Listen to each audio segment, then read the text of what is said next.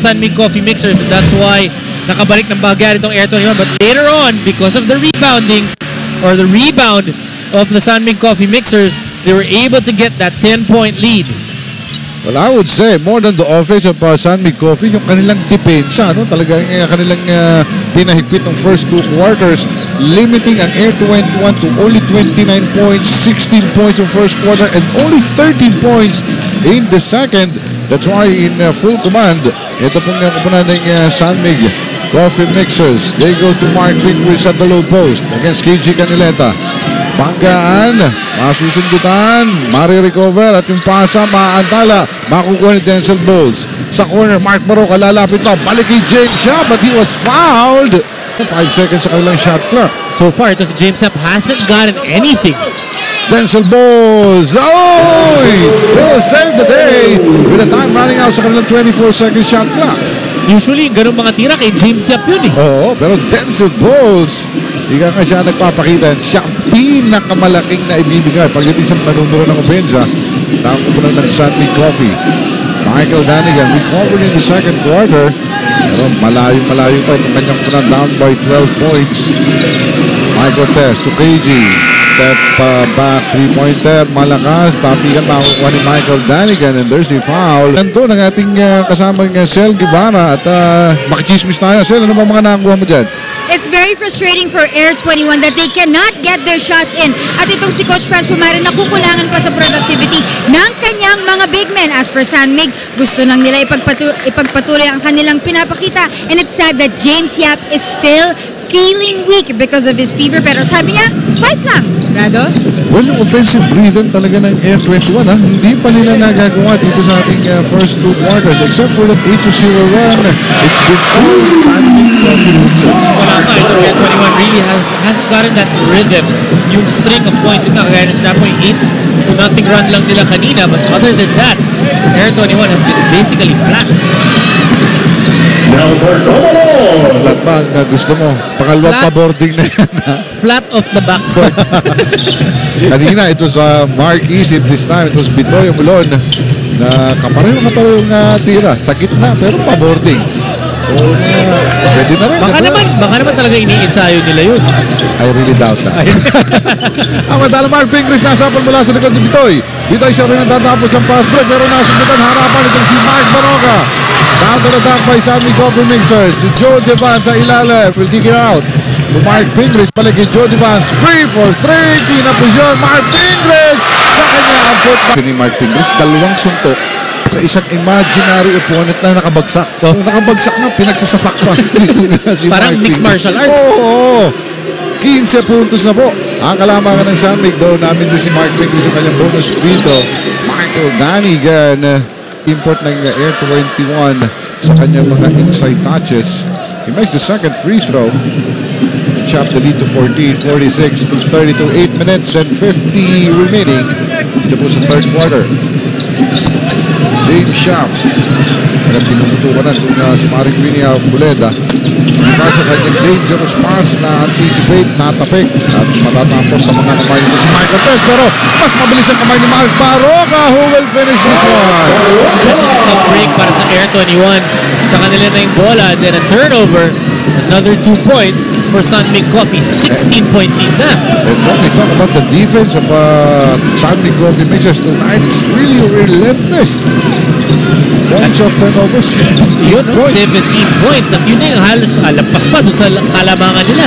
Samantala, from outside, bintisan man yung 3 si KG Canileta, but Arboleda was there. Siya ang pinakamaliit pero sa kanya bumagsak yung bola eh. Nagkatapikan, tapos bumagsak na lang sa kamay ni Winnie Arboleda. You know, for Air 21, to be able to get back in this ballgame, they gotta start playing defense. At yun nga, to prevent those offensive rebounds of Sunmig Coffee. Composte. Ito si Joe Devance with 11 seconds yung shot clock. Yung pasa ni Bones na antala. Nakakuha naman po si Mike Cortez. Mike Cortez na tamdali.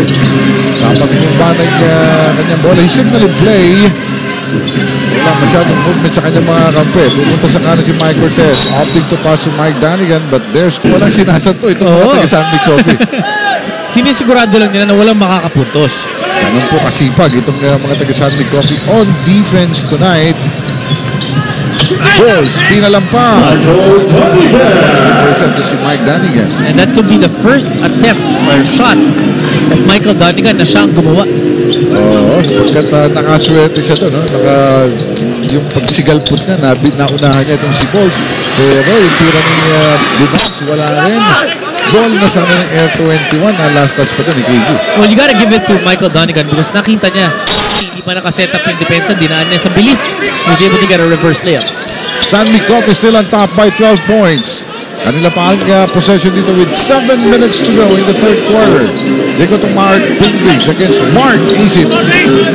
Trading marks dito po sa offensa pero si Mark Baroka hindi pumasok yung kanyang tres. Willie Arboleda running the fast break. Mark Isip! Mga highlights ng depensa at saka yung mga points of turnovers ng San Miguel Coffee. In the third quarter, out of the 9 points of San Miguel Coffee Mixers, pito doon nanggaling sa points of turnovers. Yun yung isa doon. 4 steals, 6 blocks on the F21. Di nagpapahabol. They themselves have 7 steals and 5 shot blocks. So, depensahan niya umaatid mo, especially Barrientos. assistant coach Johnny Abarientos. Hindi natin nahuli kung ano yung tumayo ba itong si Coach Johnny. Mukhang gano'n ang nangyayari dahil Ang usually pwede lang tumayo yung head coach First. and the first assistant. oo. At yung first assistant naka-designate yan. And in this case, itong si Jeffrey Carriazo sa kupunan ng San Miguel Coffee Mixers. Amantala, nasundutan! Ito si Joe Devans. Nakakalingat nun si Mark Isip at sa bilis ng kamay. Mas mabilis ang kamay kung isa mata mo. Mark Baroka, ayaw pa rin pumasok yung kanyang mga tres. Dalawang rebound goes to Arboleda. Arboleda atakin si PJ Simon, opting to pass. Mike Cortez now with the leather, asking for some movement. Nakita dun si KG Canileta. Sa poste naman ito si Michael Danigan, pero may double team sa kanya. 8 seconds to go. Mark Isip, siya na lang ang titikada. Wala pa rin. But that time, Air 21 moved the basketball well. Magandang kanilang spacing. Almost got the shot. 5 minutes and 32 remaining the third. It's Joe Devans. Nakita yung cut. Itong si PJ Simon, naantala yung pasa, but they will stay. Possession will stay with the Coffee Mixers. Baroka inbounding. 14 seconds sa kanilang shot clock. They go to Denzel. Out to the Joe Devans outside. They will swing it to the left side. 5 seconds to go. Joe Devans kailangan na tumira for the three. Ayaw, pero nandun si PJ Simon na antala at nasubalbal pa doon. Itong si Winnie Arboleda. But, well, bago po yan. Bago pa namin linawin niya. Si Sel Guevara, siya naman naka-instrap doon sa handle ng Air 21. Sel, anong kwento? Rado, kanina sabi ng mga players galit si Coach Franz, pero gusto lang naman ni Coach Franz iparamdam na wag nilang sayangin ang oras para makabawi. Even if San Miguel is shooting well, Coach Franz said they just have to weather the storm. Rado? Well, tama nga. Mahaba pa ang oras. Ito, naka-address pa ito si KG Canileta. They just had to focus especially on defense. Sapagkat pagdating sa sukatan na yun, San Miguel ang nangununa sa kanila. At tama yung sinasabi ni Bon Custodio naman po ngayon as Custodio relieves itong si Winnie Arboleda for Air 21. Possession is with the San Miguel Coffee Mixers. PJ Simon kinukubkub doon ni Bon Custodio. Hindi pa rin sila susuko sa poste. They go to Joe Devans with a turnaround. Joe Devans, before that, he was passing the basketball. That's why he was able now to get enough space para maka-extricate naman siya from his defender and get the 2 points. Still an 11-point lead sa mga nakasul na San Miguel Coffee Mixers. But Air 21, hindi pa rin po sumusuko. No reason for them to do so. KG Canileta, pumukol na ng tres kanina. Ngayon, ilalapit. Mintis yun yung kanyang tira. Denzel Balls with the rebound. Nagmamadali, PJ Simon. Hinarap siya, binigyan ng pick. Pull-up jumper.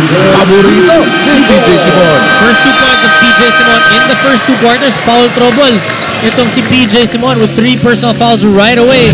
But here in the third quarter, starting to get the offense going for San Miguel Coffee. Yun yung move ni Joe Devans. Before that kasi namamasa ito si Joe Devans. So yung mga dumidepensa sa... At maganda yun, ha? Took the time out to be able to explain to the players kung ano ba yung kailangan mong gawin. Ano ba yung Buwisan din itong ating laro na ito. Samantala, mintis yung pangalawang free throw itong si Michael Danigan. The lead is now 11 points, 54 to 43. Tagal-tagal na Air 21. Hindi na nasundan yung team forces ni KG Canileta. Ito, PJ Simon, nakasama na harapan. KG Canileta. Nasa pa rin si Marquis. They will retain possession. Dahan-dahan. Play number 4 ang sinisenyas nito si Bonbon Custodio. They go to KG Canileta.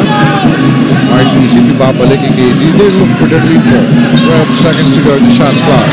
KG kukuha ng kanyang spot. Ang jumper niya. Great patience that time by KG Canileta. Tinignan niya muna, nasa na ba yung dumidepensa sa kanya, naipit sa screen kay Mark Isip, took one dribble, took the jumper, got 2 points. And did not really recover, no? Yung kanyang defender kaya all time para dito kay KG Canileta to look for his spot. Samantala, PJ Simon, after receiving that pass from Mark Pingree, sinubo na lang yung kanyang layup na yun. At yung mga pasa ng San Mig Coffee, yung mga assist nila, guys are able to get shots 8 feet away from the basket. Yun yung mas maganda sa half-court set mo. Galing sa pasa, really creates the rhythm at nakakatulog niya sa mga finisher ng kanilang plays. KG this time from outside. Ringless, netless, hindi po kasi pumasok. Samantala itong si Bonbon Custodio, ilalapit, ayaw pa rin. Mark Isip will not be in. Mahal lang masa. Ulalam, 15 pesos lang po yan. 2 minutes. Sako, 2 minuto ang natitira sa ating third quarter. But San Mig Coffee still up with a double-digit advantage. 11-point lead, 56-45. Mark Pinglis. Up to the pass from Mark Barak with 5 seconds to go. Ito shot clock. Ang pasa niya na antala. Pero nandun si Mark Pinglis with a second remaining. And he finishes that play, salvaging another botch offensive para sa kupunan ng San Mig Coffee. 14 points now for Mark Pingris. And yung 14 points na yun, impact talaga no? Nagtitilian yung mga crowd because it's difficult and napaka-exciting ng mga puntos ni Mark Pingris. And you see how confident itong half-court sets nitong San Mig Coffee partner, ano? Kahit mawawala na, mauubusan ng oras, they are very much aware of the time remaining na gagawa pa ng paraan. Opposite naman itong Air 21 showing really no confidence in their half-court set. Just like the last time. Following niya San Mig. PJ, running jumper. Defenders na nilampasan niya. Now was 6 points in the game. Ang kaibahan dito kay PJ Simon in the third quarter, he didn't foul. Noong first quarter, 3 na yan. So napigilan siya, napilitang iupo. But here in the third quarter, PJ Simon definitely heating up. KG Canileta, ito naman ang gustong mag-init. Tsaka pa na ng Air 21 dito sa second half. Yung pasa kay Bonbon na wala. And Not a good sign para kay Coach Franz Pumarin. Mahirap makabalik when you don't give yourself an opportunity to score. 60-45, 15 puntos. The highest lead was actually at 16 points. Ang score natin ay 48-32. Pero ang San Mig, pinapangalagaan pa rin yung kanilang kalamangan dito po sa third quarter. 30 seconds to go. Yung jumper ni PJ. Wala. But again, Mark Pingris. Talagang siya ang nananalasa. Siya ang king of the board ngayon. 12 rebounds para kay Mark Pingris. Third quarter pa lamang yan. Mark Broca. Ayaw tantanan itong si Bonbon. Now, number 13, Bonbon Custodio. At the 14th foul ng and the first for Bonbon. 12 seconds to go in the quarter. Muntik pang maagawa pero nakarecover itong si Mark Baroka. 6 seconds. Mark Pingris. Atake. 2 seconds. Pinawal pa doon ni Joy na enjoy dito sa ating Face-Off Wednesday. 2.4 seconds to go in the third quarter. Mark Baroka will inbound. Sino kanyang nahanapin? He'll be called for the 5-second violation. Nasayang yung timeout ni Coach Steve Cohn. At si Mark Baroka ang culprit doon. Hindi na maximize. Yung timeout na yun ni Coach Tim Cohn. Bonbon, siya naman ang tatapos ng quarter na ito. Walang tinamaan.